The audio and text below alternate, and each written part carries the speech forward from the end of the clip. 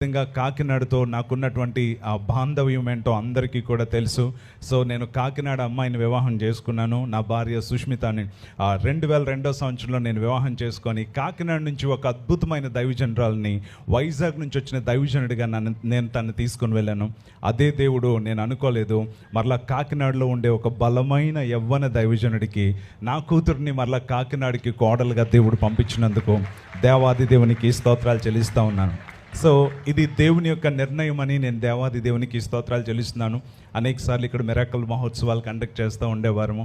అదే సమయంలో దైవజనులు ఇక్కడ ఆంధ్ర రాష్ట్ర ఉజ్జీవ మహాసభలు కండక్ట్ చేస్తూ ఉండేవారు. వారి సభలు అయిపోయిన వెంటనే మనకి కూడా కండక్ట్ చేస్తూ ఉండేవారము. అనేకమైన సభల్లో కలుసుకుంటూ ఉండేవారము. ఇందాకన చెప్పినట్లుగానే మరి దైవజనులు బిషప్ రెడ్డి జ్యోతి కుమార్ గారు అనేకమైన సభల్లో మేము కలుసుకోవడం అనేది జరిగింది.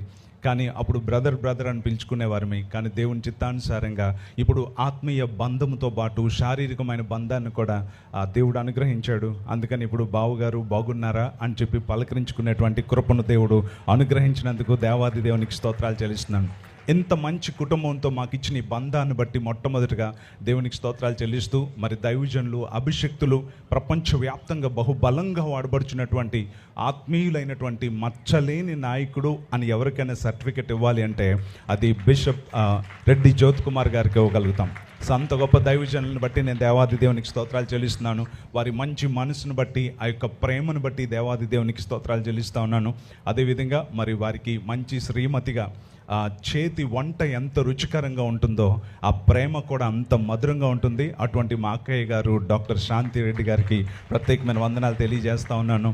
అదేవిధంగా మరి వారికి ఇచ్చినటువంటి కుమార్తెను బట్టి, కుమారుని బట్టి దేవాది దేవునికి స్తోత్రాలు చెల్లిస్తున్నాను. వారికి ఇచ్చిన బలమైన దైవజనుని వారికి అల్లుడుగా ఇచ్చారు జేసన్, అండ్ వారి యొక్క భార్య మోనికాను బట్టి దేవాది దేవునికి స్తోత్రాలు.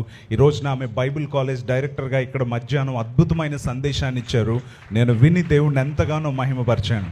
సో ఇది సాదాసీదా విషయం కాదు. ఈ రోజుల్లో చిన్న వయసులో ఉండేవారికి దేవుని యొక్క వాక్యం తెలియట్లేదు. గాలి మాటలు ఏవో చెప్పేసి గడిపేసే ఈ రోజుల్లో అంకిత్ అండ్ మోనిక వారిద్దరిని దేవుడు చాలా బలంగా వాడుకుంటున్నాడు. వారి నోట దేవుడు తన మాటల్ని ఉంచి వారిని వాడుకుంటున్నందుకు నేను దేవాది దేవునికి స్తోత్రాలు చెల్లిస్తూ ఉన్నాను.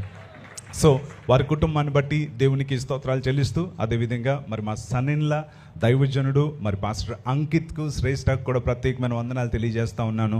అదేవిధంగా బ్రదర్ రూఫస్ గారి కుటుంబానికి కూడా వందనాలు తెలియజేస్తున్నాను. వేదిక మీద అనేక మంది దైవజనులు ఉన్నారు, తెలియని వారు ఒక్కరు కూడా లేరు. ఇందాక సుష్మిత చెప్పినట్లుగానే వారి మాస్టారు మరి ముల్లర్ గారు దైవజనులు ఇక్కడ ఉన్నారు. వారిని బట్టి దేవునికి స్తోత్రాలు చెల్లిస్తున్నాను. అదేవిధంగా మరి మా ప్రియ తమ్ముడు మూర్తిరాజు గారు ఇక్కడ ఉన్నారు.